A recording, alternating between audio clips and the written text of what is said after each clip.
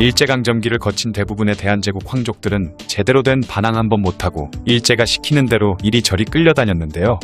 당시 핍박받던 백성들과는 다르게 일제에게 많은 돈을 받으며 잘 먹고 잘 살았다는 이유로 많은 욕을 먹기도 했죠. 그런데 황족이었지만 일본에 대항하고 일제를 거부했으며 상해 임시정부로 망명을 하려고까지 하면서 독립운동을 지지했던 인물이 있습니다. 그는 바로 고종의 다섯째 아들이자 순종의 이복동생 그리고 영친왕의 이복형인 위친왕 이강이죠. 오늘은 끝까지 일제와 타협하지 않고 독립운동가들과 가까이 했던 위친왕에 대한 이야기를 해볼까 합니다. 그는 1877년 고종의 다섯째 아들로 태어났죠. 어머니였던 귀인장 씨는 명성황후의 미움을 사 궐 밖으로 쫓겨나버리고 말았지만 그는 명성황후의 총애를 받고 자랐습니다. 훗날 어머니 귀인장 씨는 다시 귀인으로 추중되었죠. 위친왕은 훗날 일본이 청일전쟁에서 승리하자 이를 축하하기 위해 1894년 보빙대사가 되어 일본을 방문하기도 했고 이듬해에는 6개국 특파대사가 되어 영국, 독일, 프랑스, 러시아, 이탈리아, 오스트리아 등으로 방문하려고 했는데 당시 정모였던 명성황후가 시해되고 아버지 고종이 러시아 공사관으로 피신하는 등 혼란스러운 전국 속에 결국 유럽에는 가지 못하고 말았습니다. 그러던 1899년 미국 유학길에 올라 오하이오 웨슬리언 대학교와 로노크 대학교 등에서 학업을 이어나갔는데 이때 우사 김규식을 만나 친분 관계를 맺게 되었죠. 그리고 김규식을 통해 당시 LA에 있던 도산 안창호와도 교류하며 미국에 거주하는 한인들을 위해 자금을 내어주기까지 했습니다. 또한 1900년 8월에 그는 비로소 위친왕으로 승격하게 되었죠. 위친왕은 쿨하고 방탕한 성격의 소유자로 알려져 있는데요. 그가 미국에서 유학 중일 때 술과 여자를 좋아했다고 하죠. 또한 파티장에서 권총을 빼들고 샹들리에에 있는 등불을 쏘며 쇼를 벌인 일도 있다고 합니다. 게다가 자동차로 드라이브를 하다가 지나가는 여자들을 감상하는 걸 즐겨했다고 하죠. 하지만 이러한 행동들도 일제의 감시를 피하기 위해 일부러 방탕한 척하고 광인인 척했다는 설도 있습니다. 이것이 위장이든 아니든 그는 실제로도 여자를 좋아했는지 여러 첩을 두고 자식들도 많이 낳았는데 그의 자식은 총 12남 9녀에 달했다고 하죠. 한편 위친왕이 미국에 있을 때 한국에서는 그가 연루된 엄청난 사건이 발생했습니다. 일본에 유학 간 학생들 중 일부가 고종을 양위시키고 위친왕을 황제로 추대하려던 영모 사건이죠. 하지만 결국 전모가 밝혀져 이 영모는 실패했지만 이 사건 이후로 고종은 아들 위친왕을 경계하기 시작했다고 합니다. 시간이 흘러 1905년 그는 유학을 마치고 귀국하기 위해 도쿄로 왔지만 고종의 명으로 다시 미국으로 돌아가게 되었죠. 이후 위친왕이 다시 귀국하기 위해 도쿄로 돌아왔을 땐 영친왕의 친모인 엄기비가 그에게 돈 300만 원을 주며 돌아오지 말라고 했지만 위친왕은 결국 다시 대한제국으로 돌아오게 되었습니다. 하지만 그는 엄기비의 견제를 받기 시작했는데요. 결국 1907년 고종이 일제의 압력에 의해 강제로 퇴위되고 순종이 다음 황제로 즉위했죠. 당시 순종의 다음 서열은 다름 아닌 위친왕이었지만 고종은 순종의 황태자를 영친왕으로 결정했습니다. 이는 과거에 있었던 영모 사건도 영향을 주기도 했지만 자신의 친아들을 황태자로 만들기 위한 엄기비의 견제와 자신의 권력 유지를 위한 이완용의 모략으로 인해 위친왕이 황태자가 되지 못했던 것이죠. 시간이 흘러 1910년 경술국치 이후 그는 친왕에서 공으로 강등당해 이강공이 되었습니다. 위친왕은 이후 일본의 감시를 피하기 위해 주색에 빠져 폐인이 된 사람처럼 하고 다녔으며 비밀리에 독립운동가들과 접촉해 독립운동을 지원하기 시작했죠.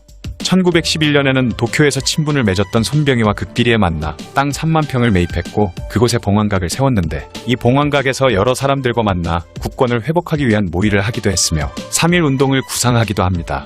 또한 그는 33인의 민족 지도자들과 함께 독립선언서에 서명하기도 했죠. 하지만 3.1운동이 실패로 돌아가자 위친왕은 평화적인 방법으로는 독립을 쟁취하지 못하겠다고 생각했습니다. 그는 최진동 장군과 연락을 주고받을 때 3.1운동을 통해 침략한 일제를 몰아내려면 무력 독립투쟁을 해야 한다는 사실을 깨달았다 라는 말을 했다고 하죠. 그리고 위친왕은 상해에 있는 대한민국 임시정부의 지사들과도 은밀히 연락하며 지냈는데요. 만약 망명정부가 수립되면 자신도 일개 신민이 되어 황족으로서의 예우를 버리고 망명정부를 받아들이겠다고 했던 것이죠.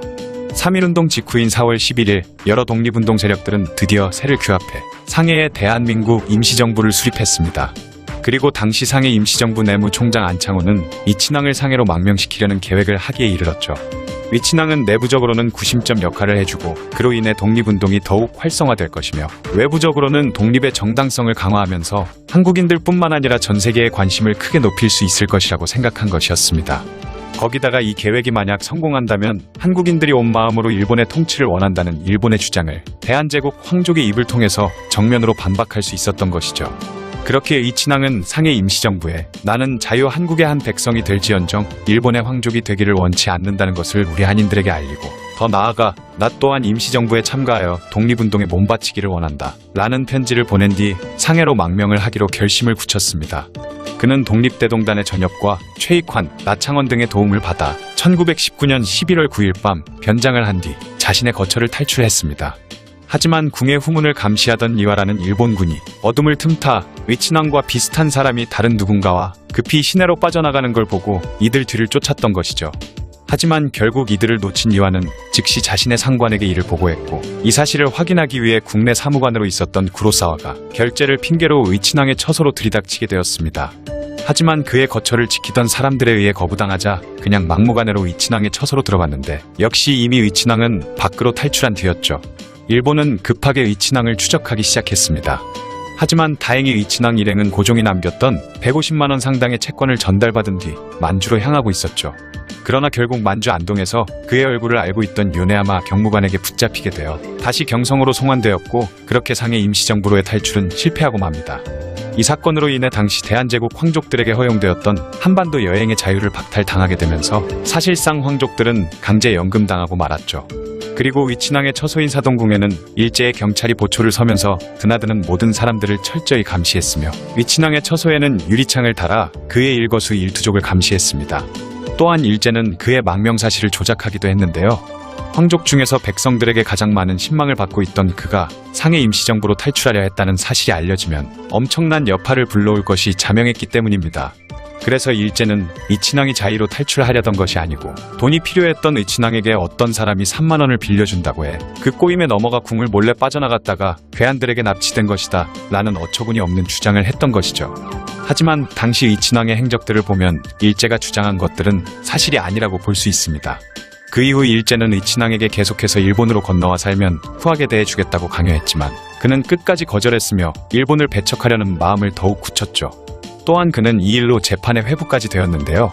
비록 명목상일지라도 그는 일제가 대우해야 하는 특권 계급이었기 때문에 사법적 제재를 가할 수 없었습니다. 그래서 처벌은 받지 않았지만 그에게 부여되어 있던 공의 자기를 박탈했으며 그의 자기와 전 재산은 장남이던 이건에게 돌아갔죠. 사실 이는 확실치가 않은데 일제에 의해 자기가 박탈당한 것이라는 주장과 일제의 압력에 의해 위친왕 스스로가 물러난 것이라는 주장이 있긴 합니다. 어쨌든 일제에 의해 자기가 박탈당하긴 한 것이죠. 그런데 위친왕은 장남 이건과 사이가 나빴다고 하는데요. 술을 마시면 이건에게 일본에 가서 살아라며 화를 냈다고 합니다. 또한 둘째 아들 이유가 귀국할 때는 경성역까지 마중 나갔던 반면 이건이 귀국할 때는 일부러 바쁜 척하며 피하는 등 노골적으로 차별을 했다고 하죠.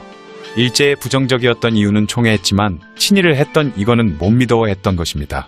위친왕은 망명에 실패한 이후 술과 여자에 빠진 척하며 일제의 감시를 피하면서 살았는데 실제로 그는 시리에 빠져 집에서 자주 술을 먹기도 했다고 하죠.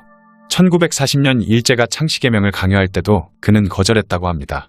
그렇게 시간이 흘러 1945년 8월 광복을 하자 김구, 김규식 등 대한민국 임시정부 요인들이 그를 찾아오기도 했죠. 그리고 딱히 정치적으로 엮이지 않고 일반인으로서 말년을 보냈지만 황족 재산이 국유화되고 대한제국 황족들을 철저히 배척하던 이승만 정권의 정책으로 인해 꽤나 궁핍한 생활을 하게 됩니다. 6.25 전쟁이 발발했을 때는 피죽도 겨우 먹는 매우 처참한 지경에 이르렀으며 70여 살에 늙은 몸을 이끌고 부산까지 피난을 떠나게 되었는데 그 과정에서도 끼니를 제대로 때우지 못해 영양실조와 각종 질병에 시달리기까지 했죠. 그러다 휴전협정을 맺자 다시 서울로 돌아와 사동궁 별궁에 거주했는데요. 1955년 8월 영양실조의 후유증과 여러 합병증에 노안까지 겹쳐 79살의 나이로 세상을 떠나게 되었습니다. 그가 세상을 떠나자 과거 백성들에게 칭송받던 그의 인기가 무색할 정도로 이강이 졸했다라는 매우 짧은 기사만 신문 한 귀퉁이에 실려 있었다고 하죠. 또한 위친왕은 다른 황족들과 함께 만국의 원흉으로 지탄받았는데요.